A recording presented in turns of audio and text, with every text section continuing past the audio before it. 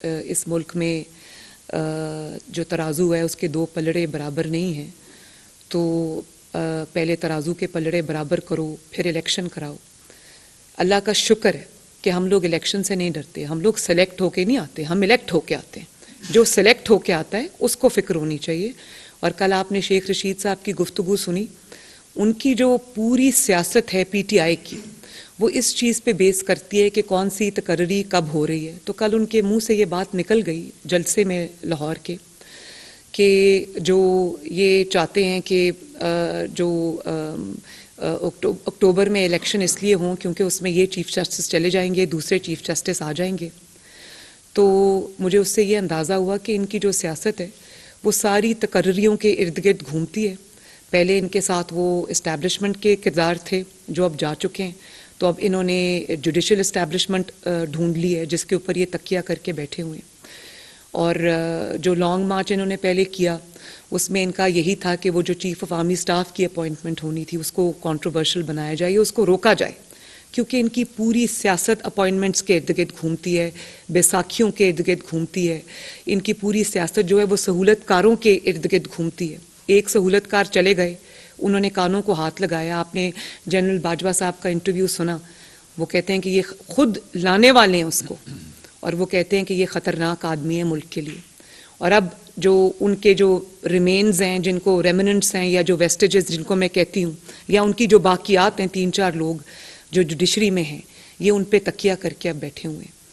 तो और आप ये देखें कि जिस तरह से मैंने पाकिस्तान की कम से कम तारीख़ में मैंने ये कभी होते नहीं देखा। आप लोग उसको मेरे से ज़्यादा गौर से, बल्कि लीगल पॉइंट ऑफ व्यू से देख रहे होंगे कि एक शख्स जिसने ब्रेजनली, ब्लेटेंटली उसने पाकिस्तान के कानून को फ्लाउट किया, पाकिस्तान के कानून को पाँव के नीचे रौंदा। पुलिस ने जब अदलिया ने उसको कहा कि आओ और पेश हो, वो शख्स नहीं गया। वो अपने घर में छुपा रहा। कभी उसने प्लास्टर का बहाना बनाया, कभी उसने बीमारियों का बहाना बनाया, कभी उसने जो है वो जान को मेरी ख़तरा है उसका उसने बहाना बनाया। वो नहीं गया। और जब वो गया, उसने जत्थे लेकर हमला आवर वो हुआ, लाहौर हाई कोर्ट में भी, जुडिशल कॉम्प्लेक्स इस्लामाबाद में भी। मुझे पाकिस्तान की तारीख़ में आप बताएं कब इन आंखों ने, या as a student of politics, या आप एज स्टूडेंट ऑफ लॉ, आपने कब देखा है कि पाकिस्तान की तारीख़ में किसी को ये सहूलत हासिल हुई हो? और अभी नवाज शरीफ साहब के मुकाबले में इसको किसी ने उंगली भी नहीं लगाई। नवाज शरीफ साहब के ऊपर पनामा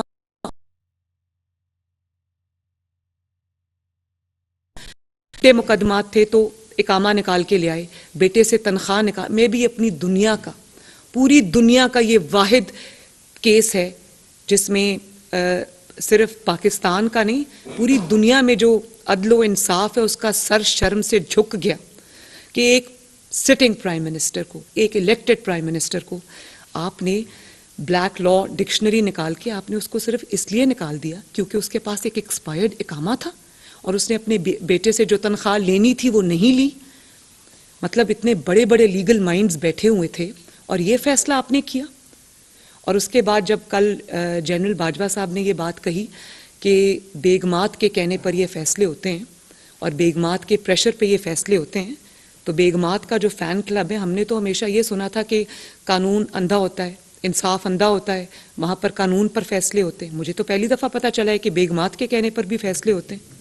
और इसका सबूत पूरी कौम ने देखा कि जब पनामा बेंच का जिस दिन फैसला अनाउंस होना था तो नवाज शरीफ साहब को डिस्क्वालीफाई करना था, इनके बीवी बच्चे, चाहे वो जस्टिस खोसा हो या वो जस्टिस साकिब निसार हो या बाकी पनामा बेंच के लोग, इनके बच्चे और बीवियां अदालत में मौजूद थे। उनको फैसले का पहले से इल्म था। उनके फेसबुक अकाउंट्स, उनके ट्विटर अकाउंट्स आप उठा के देख लें। उस दिन उन्होंने फैसले से कुछ घंटे पहले न सिर्फ एक्साइटमेंट का इजहार किया था बल्कि उनको फैसले का पता था, जिसका मतलब है कि जनरल बाजवा ने जो कल बात की वो बिल्कुल ठीक की थी कि आइन और कानून पर फैसले नहीं हो रहे थे, एक ज़ाती अनाद पर फैसले हो रहे थे और बेगमात के और बच्चों के कहने पर फैसले हो रहे थे। ये पाकिस्तान में आइन और कानून का इतना बड़ा मजाक आज से पहले कम से कम मैंने तो नहीं देखा। आप लोग बताएं, आपने कभी इस तरह का कोई भी चीज़ इंसान के सुनने में आई हो? और फिर आज आप देखें वो शख्स का नहीं जाता अदालत में, वो छुप के बैठता है, अदालत को फ्लाउट करता है और बड़ी ढिठाई के साथ करता है, और फिर भी जब भी वो अदालत में जाता है उसको थोक के हिसाब से जमानत मिलती है, उसको एक एक दर्जन जमानत जो है वो विद स्ट्राइक ऑफ पेन मिलती है। 12-12 मुकदमों में उसको 5 मिनट के अंदर जो है वो मिलती है। तो नवाज शरीफ साहब के साथ इतनी बड़ी ज्यादती हुई थी, उनके मुकदमे झूठे थे, सच्चे नहीं थे। यहाँ पर टिरियन खान का मुकदमा है, सच्चा है, ना उगल सकता है ना निगल सकता है, कोर्ट में पेश नहीं होता क्योंकि जानता है कि मुकदमा सच्चा है। यहाँ पे तोशा खाना के बारे में बड़ी बात होती है कि सब ने तोशा खाना के तोहफे लिए, ज़रूर लिए होंगे, मैं ये नहीं कहती कि बाकी लोगों ने नहीं लिए, लेकिन ये पहला शख्स है जिसने तोहफे चोरी किए। पाकिस्तान की 76 ईयर्स की हिस्ट्री में किसी भी सरबराह ने या किसी भी पॉलिटिशियन ने या किसी भी हुकूमती ओहदेदार ने कभी वो तोहफा चोरी नहीं किया। उसका एक तरीक़ाकार है, उसका तरीक़ाकार ये है कि जो आपको तोहफा मिलता है आप उसको जमा कराएं और वो एक उसका सेट होता है परसेंटेज, उस परसेंटेज के ऊपर जो है वो पे करते हैं और उसके बाद वो तोहफा आप लेते हैं। ये पहली बार हमने सुना कि एक रियासत के सरबराह ने प्राइम मिनिस्टर ऑफिस को इस्तेमाल करते हुए उसने वो तोहफे तोशा खाना में जमा नहीं कराए, अपने घर में जमा कराए। उसकी जो वाइफ है, खातून अव्वल है, वो उसकी ये ऑडियो, एक सेकंड जी प्लीज जरा खामोशी इख्तियार करें काइंडली। उसकी ऑडियो जो है वो आती है और वो कहती है कि वो जो तोशा खाना के तहाइफ हैं वो आपने गेट पे क्यों रखे, उनकी तस्वीर क्यों ली, वो आपने घर के अंदर क्यों नहीं भेजे, और आपने रिकॉर्ड क्यों रखा, देयर बाय मीनिंग कि मैं चोरी करने जा रही थी, आपने उसकी तस्वीर क्यों खींची।